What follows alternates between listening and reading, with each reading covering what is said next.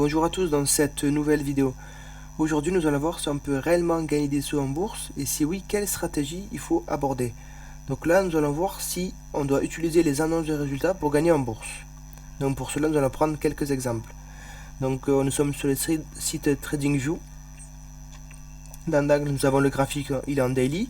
On peut voir qu'en bas du graphique nous avons les annonces de dividendes et earnings, c'est les annonces de résultats.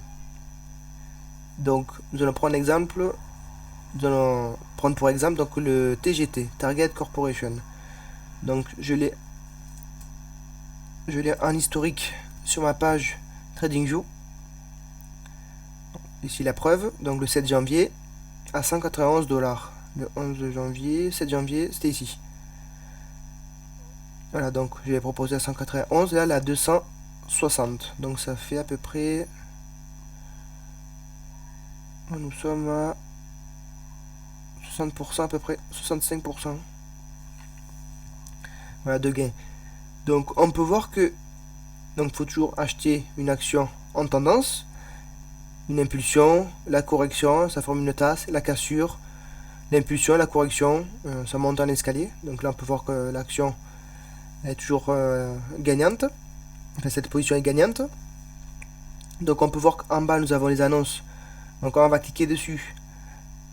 Donc c'était le 2 mars 2021.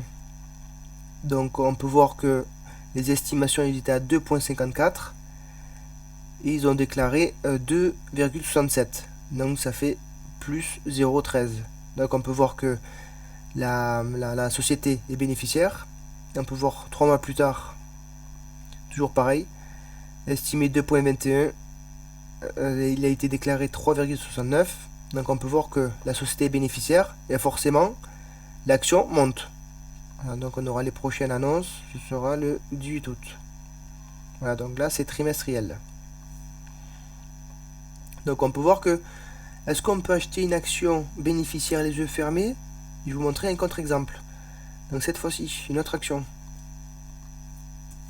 que j'ai proposée, que j'ai on va dire déclaré sur mon historique. GSM, je l'ai proposé le 14 janvier à 2,35. On va voir où est cette action GSM. Donc le 14 janvier c'était par ici. Non, par ici. C'était par ici, 14 janvier. Donc on peut voir que j'ai proposé par ici. Donc là nous sommes à 145% de gain.